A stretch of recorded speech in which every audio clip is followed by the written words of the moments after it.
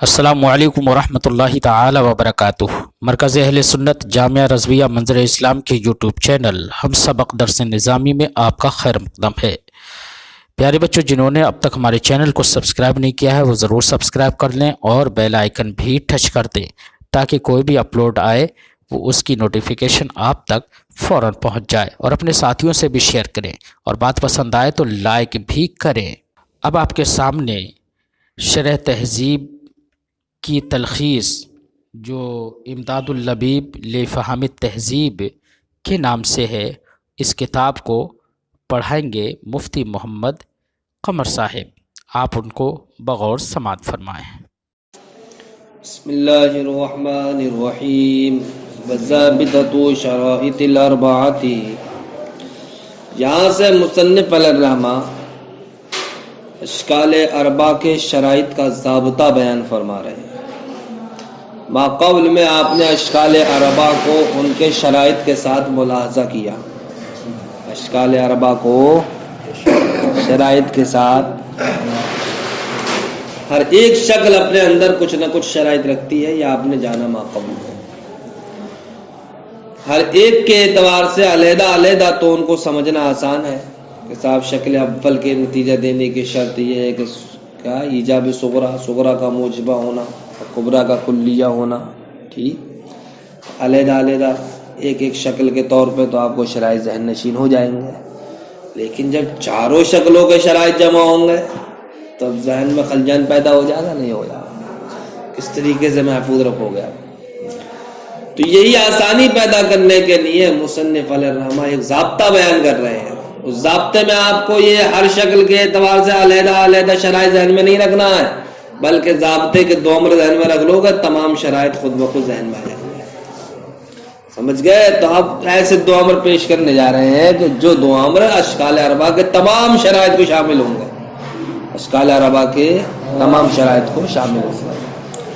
اولاً یہاں پر شارح ضابطے سے مراد کیا ہے اس کی مراد کو واضح فرمائیں گے۔ ضابطے کے دو معنی یہاں پر بیان فرمائے ہیں۔ ایک ضابطے کا معنی کیا ہے؟ ضابطہ اس امر کو کہتے ہیں کہ جب آپ اس کی رعایت کریں ہر قیاس حملی میں تو وہ جناب والا ضرور نتیجہ دے، وہ قیاس حملی ضرور نتیجہ دے۔ کس وجہ سے؟ اس ضابطے کی وجہ سے جس کی آپ نے رعایت کی ہے،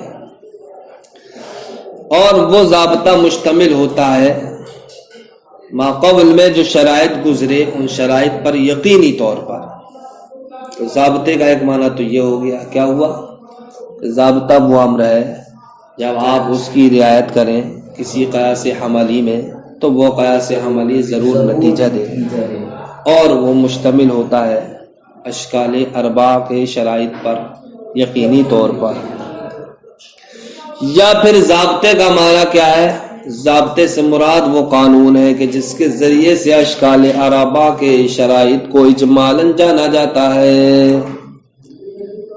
ضابطے سے مراد وہ قانون ہے کہ جس کے ذریعے اشکال اربع چاروں شکلوں کے شرائط کو اجمالاً جان لیا جاتا ہے۔ کیا؟ جس کے ذریعے یعنی اشکال اربع کے شرائط کو، اشکال اربع کے شرائط کو اجمالاً جان لیا جاتا ہے۔ ضابطے کے دو معنی ہوگا۔ پہلا معنی ضابطہ وہ امر ہے جس کی جب آپ رعایت کریں تو قیاس حملی میں تو وہ قیاس حملی ضرور نتیجہ دے، اور وہ ضابطہ مشتمل ہو قائم پر گزشتہ شرائط پر یقینی طور پر۔ یا پھر ضابطے سے مراد وہ قانون ہے کہ جس کے ذریعے سے اشکال اربع کے شرائط کو اجمالاً جان لیا جائے۔ تو ضابطہ یہاں پر بیان فرمائیں گے مصنف علیہ الرحمہ، وہ ضابطہ دو امروں کے درمیان کیا دائر ہے، دو امروں کے درمیان دائر ہے، یعنی ضابطہ دو امروں کی صورت میں پیش کریں گے یہاں پر۔ اب وہ دو امر یہاں پر کس انداز پر ہیں؟ منع خلو کے طریقے پر ہے۔ کائے کے طریقے پر؟ یعنی کہ ضابطے کے جو دو امر ہیں وہ منع خلو کے طریقے پر ہیں، وہی صورت کے دونوں جمع تو ہو سکتے ہیں لیکن ایسا نہیں ہوگا کہ دونوں امروں میں سے کوئی بھی نہ ہو، دونوں امروں میں سے کوئی بھی نہ ہو، لیکن یہ ہو سکتا ہے کہ دونوں امر کہیں پر کیا ہو جائیں؟ جمع ہو جائیں۔ تو ضابطہ یہاں پر مصنف علیہ الرحمت دو امر کی صورت میں پیش کریں گے، اور وہ دو امر کس طریقے پر ہے؟ یہاں منع خلو کے طریقے پر ہے۔ منع خلو کا مطلب ہوتا ہے کہ ان دونوں امروں سے خالی نہ ہو۔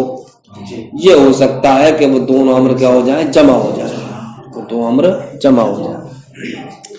تو ضابطے کی بھی پوزیشن یہاں پر کیا ہے؟ منع خلو کے طریقے پر ہے۔ فرماتے ہیں اسی طریقے سے قضیہ کے کلی ہونے کی بھی پوزیشن کیا منع خلو کے طریقے پر ہے، یعنی کہ وہ قضیہ جناب والا جس میں حد اوسط کیا ہو؟ موضوع ہو۔ تو حد اوسط اگر موضوع صغرا و کبرا دونوں میں ایک ساتھ، جیسے کہ شکل ثالث میں ہوتا ہے، تو اب ایسی صورت میں دونوں ہی مقدمے کیا ہو گئے؟ کلیہ ہو گئے، دونوں مقدمے کلیہ ہو گئے۔ تو اگر جناب والا کہیں یہ شرط لگا ہوئی ہے کسی مقدمے کے کلیہ ہونے کی، کسی مقدمے کے کلیہ ہونے کی، اس مقدمے کے کہ جس میں حد اوسط کیا ہو؟ موضوع ہو، ٹھیک، تو اب یہ بھی جناب والا منع خلو کے انداز پر ہے۔ تو کہیں تو ایسا ہوگا کسی قضیے میں کہ صرف وہی مقدمہ کلیہ ہوگا کہ جس میں موضوع کیا ہے؟ حد اوسط ہے، اور کہیں ایسا ہوگا کہ دونوں ہی مقدمے کیا ہو جائیں گے؟ کلیہ ہو جائیں گے، اس لیے کہ شکل ثالث میں جب آپ پہنچیں گے تو وہاں تو حد اوسط دونوں ہی میں موضوع ہے۔ لہذا اب شکل ثالث میں جانے کے بعد اگر کوئی ایک کیا ہوگا؟ قضیہ کلیہ ہوگا، تب بھی شرط پائی جا رہی ہے، اور اگر دونوں ہوگا تب بھی شرط پائی جا رہی ہے۔ لیکن ایسا نہیں ہوگا کہ دونوں مقدمہ میں سے کوئی بھی کلیہ نہ ہو۔ تو اب دیکھو یہاں پر جب دونوں مقدمے کلیہ ہو گئے تو دونوں کلیوں کا جمع ہونا لازم ہے نہیں آیا؟ لیکن یہ صورت کیا جائز ہے کہ کوئی بھی کلیہ نہ ہو؟ کوئی بھی کلیہ نہ ہو یہ جائز نہیں، دونوں ہو جائیں یہ جائز، ورنہ ایک تو کیا ہے؟ ضروری ہے، یعنی کسی ایک مقدمے کا کلیہ ہونا کیا ضروری ہے، ٹھیک، اور اگر دونوں ہو گئے تب بھی جائز، لیکن دونوں نہ ہو، دونوں میں سے کوئی کلیہ نہ ہو یہ جائز نہیں۔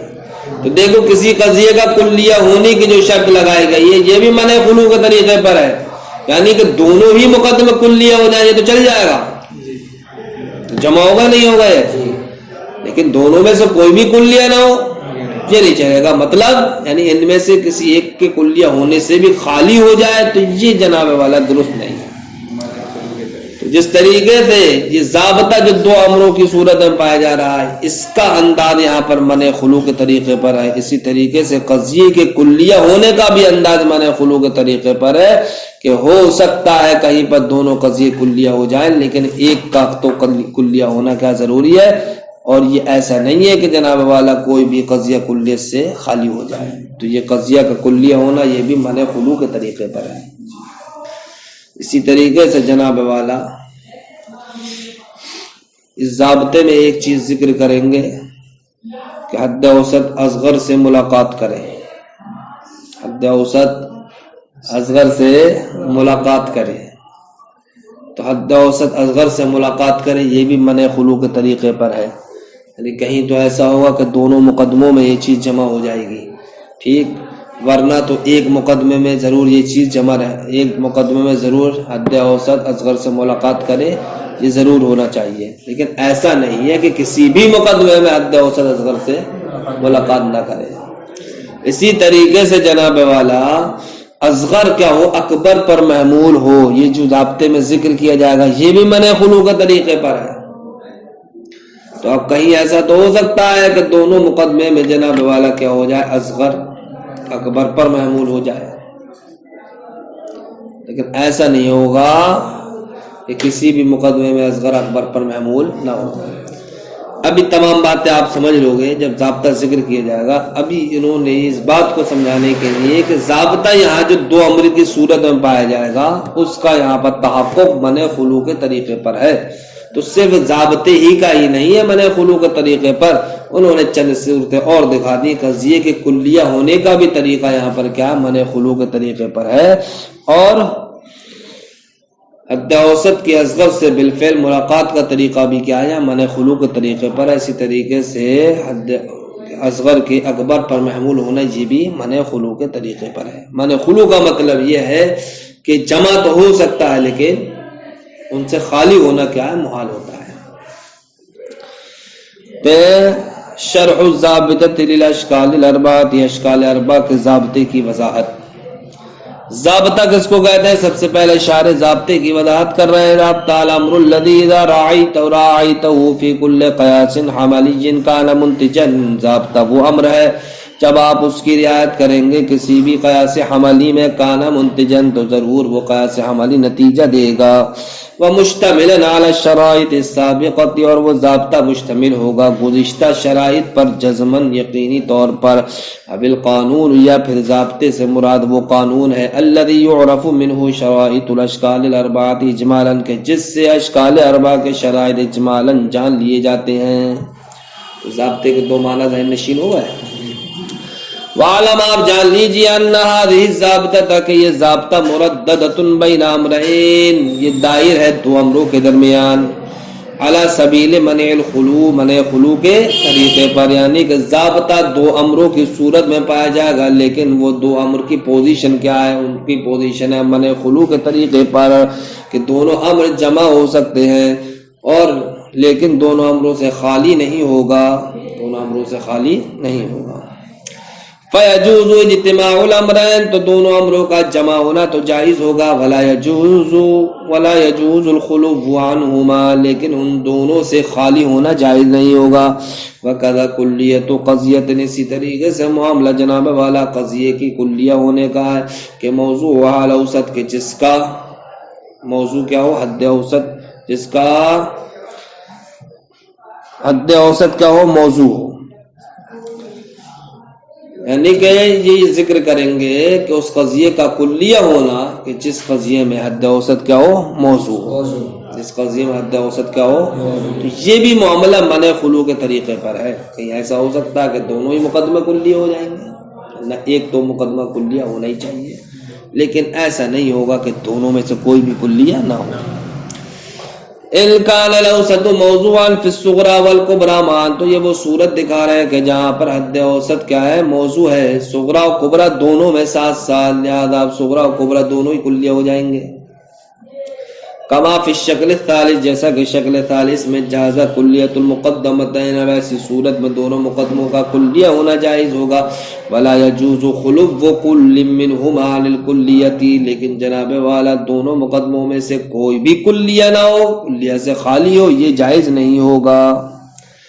اسی طریقے سے معاملہ ملاقات الاصغر، حد اوسط کے اصغر سے بالفعل ملاقات کا ہے، یعنی کہ اس کا بھی معاملہ منع خلو کے طریقے پر ہے. والحمل علی الاکبر، اسی طریقے سے حد اوسط کا اکبر پر محمول ہونے کا معاملہ ہے، وہ بھی منع خلو کے طریقے پر ہے، یعنی کہ جاز اجتماعها، ان باتوں کا جمع ہونا کیا جائز ہے. ولا یجوز ارتفاعهما، ان دونوں کا مرتفع ہونا جائز نہیں ہے. ابھی ضابطے پہ نہیں آیا، اچھا تمہیدی چل رہی ہے ابھی. ولا ينبغي ان يغيب عن النظر ان الاوسط في الشكل الاول محمول في الصغرى وموضوع في الكبرى. یہاں سے شارح ابھی ضابطے کی تمہید مانتے ہوئے اشکال اربعہ کی پہچان پھر ذہن نشین کرانا چاہتے ہیں کہ اشکال اربعہ کی پہچان کا دار و مدار کا ہے پتہ حد اوسط پر. تب بتاؤ بھئی شکل اول میں حد اوسط کہاں ہوتا ہے؟ صغرا میں معمول کی جگہ، کبرا میں موضوع کی جگہ. شکل ثانی میں کہاں ہوتا ہے؟ دونوں میں معمول کی جگہ. شکل ثالث میں کہاں ہوتا ہے؟ دونوں میں موضوع کی جگہ. شکل رابع میں کہاں ہوتا ہے؟ صغرا میں موضوع، کبرا میں معمول کی جگہ. ولا ينسبی، مناسب نہیں ہے، ان یغیب عن النظر، کے نظروں سے غائب ہو جائے. ان الاوسط، یہ بات کہ حد اوسط فی الشکل الاول، شکل اول میں محمول فی الصغرى، صغرا میں معمول ہوتا ہے. وموضوع فی الکبرى، اور کبرا میں کیا ہوتا ہے؟ موضوع ہوتا ہے. وفی الشکل الثانی، اور شکل ثانی میں جناب والا حد اوسط محمول فیہما، صغرا و کبرا دونوں میں کیا ہوتا ہے؟ معمول ہوتا ہے. وفی الشکل الثالث موضوع فیہما، اور شکل ثالث میں حد اوسط دونوں میں موضوع ہوتا ہے. وفی الرابع موضوع فی الصغرى ومحمول فی الکبرى، اور شکل رابع میں حد اوسط صغرا میں موضوع ہوتا ہے اور کبرا میں محمول ہوتا ہے.